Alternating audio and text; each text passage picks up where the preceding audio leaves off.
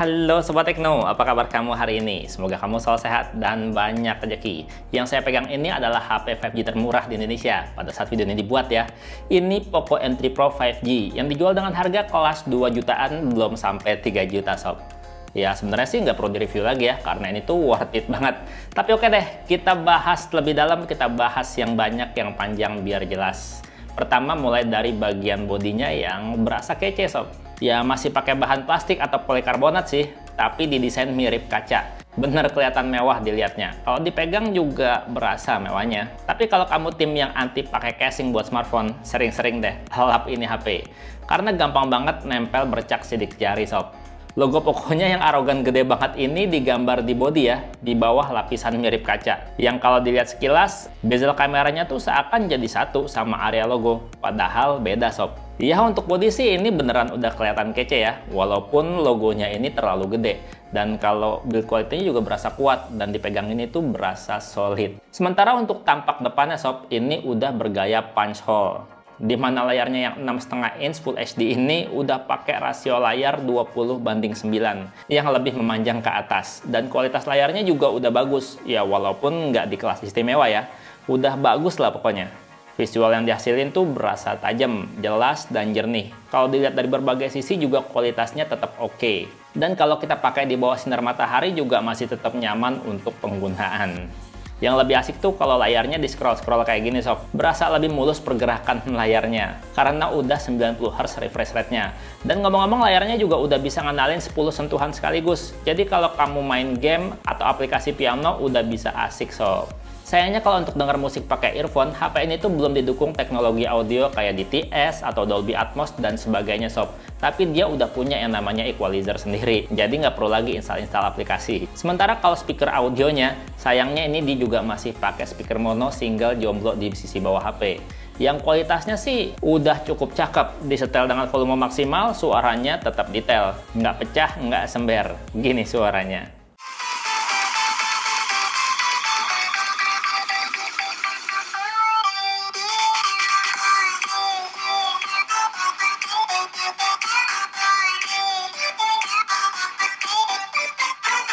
Dan berasa worth it-nya lagi adalah HP ini tuh udah 5G. Ya walaupun pada saat ini ya, belum semua operator ngasih layanan 5G. Dan juga jaringan 5G-nya tuh belum merata di seluruh Indonesia. Di Jakarta aja masih spotty, masih jarang-jarang lokasinya. Poco M3 Pro 5G ini tuh kartunya udah dual 5G sob. Tapi sayangnya, kartunya nggak nyediain tempat khusus buat microSD.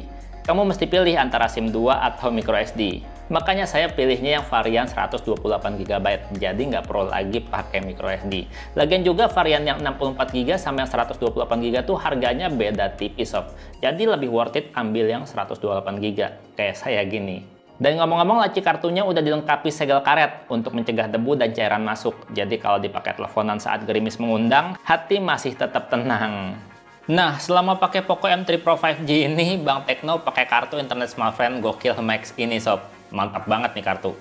Harganya cuma 70.000, tapi benefitnya tuh tumpah ruah. Masa aktifnya 30 hari dan dapatnya banyak banget, 36GB. Ada 12GB kuota nasional dan 24GB kuota lokal. Kuota internetnya ini 24 jam dan bisa dipakai untuk semua aplikasi. Terus ada juga ekstra kuota 70GB yang bisa dipakai jam 1 sampai jam 5 pagi. Jadi total kuotanya 106GB. Ya seandainya kita nggak pakai kuota malamnya yang 70GB juga ini tuh masih worth it banget sob. Karena kalau dihitung-hitung 36GB ya, itu per 1GB-nya nggak sampai 2000 perak sob, cuman 1000-an aja. Dan kecepatan internetnya tuh nggak kaleng-kaleng sob, beneran kenceng. Kamu bisa lihat sendiri nih, speed testnya hasilnya gimana. Kalau segini sih udah mantap banget. Kalau dipakai buat kerja atau liburan di luar kota juga pasti aman-nyaman. Karena smartphone ini satu-satunya operator yang jaringannya udah 100% 4G, jadi kencangnya stabil di mana aja. Kalau dipakai buat main game online yang butuh internet kencang dan stabil juga bisa banget sob. PUBG Mobile, COD Mobile, atau Genshin Impact tuh aman-aman aja. Selama Bang Tekno main, cobain pakai kartu smartphone Gokil Max ini. Kalau buat nonton streaming atau TikTokan yang butuh kuota banyak dan internet stabil juga enak sob. Apalagi kalau kamu suka upload-upload video di TikTok atau YouTube yang butuh internet banyak. 70GB kuota malamnya tuh beneran bikin asik. Kepake banget. Tapi kalau kamu butuhnya yang lebih terjangkau harganya, bisa pilih paket kartu mulai dari 30 ribuan aja, di mana semua paket Gokil Max ini bisa dipakai nelpon ke sesama pengguna smartphone gratis sepuasnya.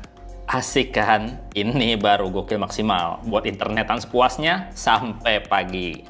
Performa Poco M3 Pro 5G ini juga udah berasa kenceng. Karena HP yang masih kelas 2 jutaan ini punya performa yang mirip-mirip HP kelas 3 juta 4 jutaan sob. Pakai prosesor MediaTek Dimensity 700, di mana yang saya punya ini varian 6GB RAM dengan 128GB storage, yang selama saya pakai sehari-hari buat buka aplikasi yang berat-berat nggak pakai nge-lag, nggak pakai loading dulu. Udah asik aja kalau buat multitasking harian. Sementara kalau dipakai buat main game berat kayak PUBG Mobile juga udah asik banget sob. Ya, walaupun masih belum bisa pakai frame rate ekstrim ya. Udah cukup puas banget sih main game PUBG Mobile gini di settingan grafis balance ultra. Dimana pada saat saya main tuh bener-bener berasa lancar, nggak pakai ngadat, bener-bener responsif. Nggak ada tuh yang namanya drop frame selama saya lagi main. Udah gampang banget lah kalau mau ngejar chicken dinner, asal mainnya bener. Nah, kalau main game yang lebih nyiksa grafis kayak Genshin Impact ini misalnya, ini juga udah aman lancar-lancar aja sob. Ada sih kadang drop frame, tapi jarang banget. Dan nggak ngeganggu main game sama sekali.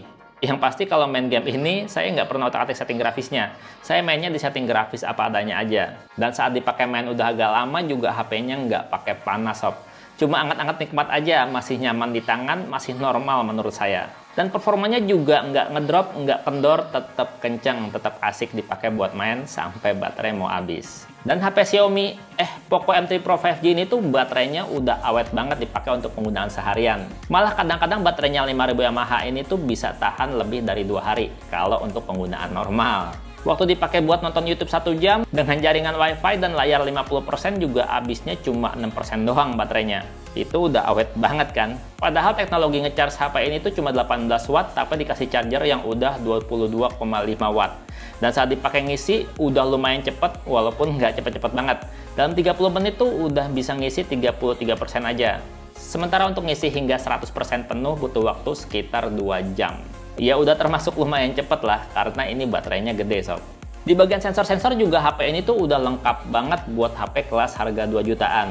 Maksudnya HP yang di bawah 3 juta ya. Ini tuh udah komplit banget. Karena HP ini tuh udah punya sensor NFC sob, yang bikin kita bisa cek saldo e-money dan juga isi saldo sendiri. Terus sensor dasarnya juga udah komplit dengan performa yang cukup gesit. Sensor cahayanya responsif buat ngatur brightness layar otomatis. Sensor gyroskopnya juga enak buat main game dan buat jalanin aplikasi yang butuh kemampuan virtual reality.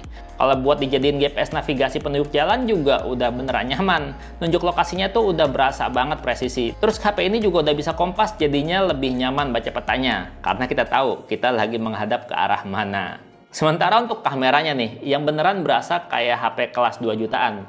Nggak istimewa di kelasnya. Cenderung biasa aja kalau saya bilang. HP ini cuma dikasih kamera depan 8 megapiksel aja dengan bukaan lensa yang udah cukup lebar sih, f2.0, tapi belum bisa mode malam. Dimana hasil foto-fotonya udah cukup cakep sob. Kualitasnya detail dan jernih, dengan tone warna yang cenderung natural, dengan warna yang berasa pas. Kalau dipakai untuk foto selfie potret juga udah rapi manis hasilnya. Nggak berantakan blur-burem bagian latarnya.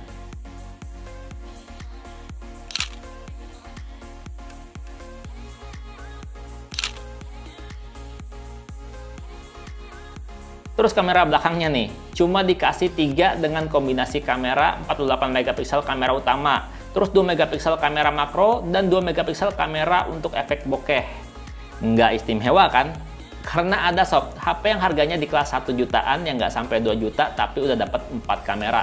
Kayak Redmi Note 8 misalnya. Dia udah punya kamera ultrawide juga. Sementara ini nggak dapet kamera ultrawide. Untung aja fitur-fitur kameranya cukup lengkap. Kayak mode Pro-nya udah komplit, udah bisa ngatur white balance, fokus, kecepatan rana atau shutter speed, ngatur ISO dan juga exposure. Ya walaupun sayangnya untuk rekam video masih mentok Full HD aja, belum bisa 4K. Terus dia juga udah punya mode malam dan juga udah ada mode slow-mo. Hasil foto-foto kamera utamanya cakep sob, walaupun nggak istimewa, ini udah bikin seneng. Karena selain detail, tajam, dan jernih, tone warnanya tuh saya suka banget. Karena berasa natural dan ngepas tone warnanya. Nggak berasa pucat, dan juga nggak berasa over atau menor gitu. Pokoknya masih bisa lah dipakai buat gaya-gaya di sosial media. Untuk mode potret juga hasil foto-fotonya blurnya tuh udah rapi banget. Oh iya, untuk foto potret ada fitur menarik di mana hasil foto potretnya ini untuk trilight atau buram-buram cahayanya tuh bisa diubah efeknya dengan beberapa macam efek menarik yang udah disediain. Dan kamu bisa simpan hasil editannya dalam bentuk foto ataupun dalam bentuk video saat proses efek trilightnya diaktifkan. Keren kan? Untuk foto-foto mode makronya hasilnya udah bagus sob, asalkan kamu fotonya di kondisi terang. Terus jarak kamera ke benda ngepas, kalau nggak ngepas bakalan nggak fokus karena kamera makronya belum autofokus. Dan kalau untuk mode malamnya ya kayak gini sob, hasil fotonya sih berasa jadi lebih terang ya, dengan detail yang lebih baik. Walaupun kalau saya lihat ya di beberapa bagian masih suka berasa noise-nya. Untuk rekaman video, ya walaupun kamera HP ini tuh nggak bisa rekam video 4K, cuman mentok di Full HD aja, tapi hasil rekaman videonya tuh udah nggak gempa sob. Udah cukup stabil baik kamera depan maupun kamera belakang. Kayak gini sob hasil rekaman videonya. Kamu mau kemana? Taman. Ngapain? Meluncur. Mau meluncur? Emang ada seluncurnya? Iya. Oh asik dong. Situ ke taman, belok. Lupa ya kamu ya? Papa mau pulang. Enggak dong, kan katanya kita mau ke taman. Kamu lagi apa? Ke taman. Kamu udah makan? Masih makan?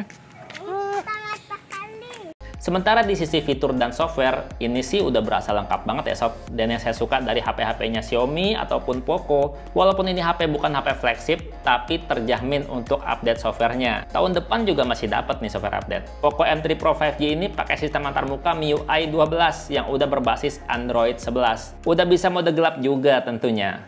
Fitur yang paling jadi andalan adalah tentu aja Irda Blaster yang bikin HP ini tuh bisa jadi remote universal. Jadi kita bisa ngendaliin TV, AC, dan juga perangkat elektronik lain yang pakai remote berbasis inframerah. Terus ada juga Theme Store untuk kamu ganti-ganti tema HP atau sekedar cari-cari wallpaper keren. Bahkan bisa ganti font atau tulisan di HP biar tampil lebih beda. Dan yang penting adalah pilihan gratisannya tuh banyak sob. Mau ganti gaya HP nggak perlu keluar duit lagi. HP ini juga masih nyediain FM radio yang sayangnya belum punya internal FM antena. Jadi kita mesti pakai earphone kabel sebagai antena kalau mau dengerin penyiar radio lagi bercanda. Terus kalau mau gandain aplikasi juga ada. Bahkan menggandakan aplikasinya tuh nggak cuma aplikasi sosial media dan chatting aja. Aplikasi game juga bisa kita gandakan. Dan banyak lagi fitur lainnya yang nggak saya bahas karena emang nggak saya pakai.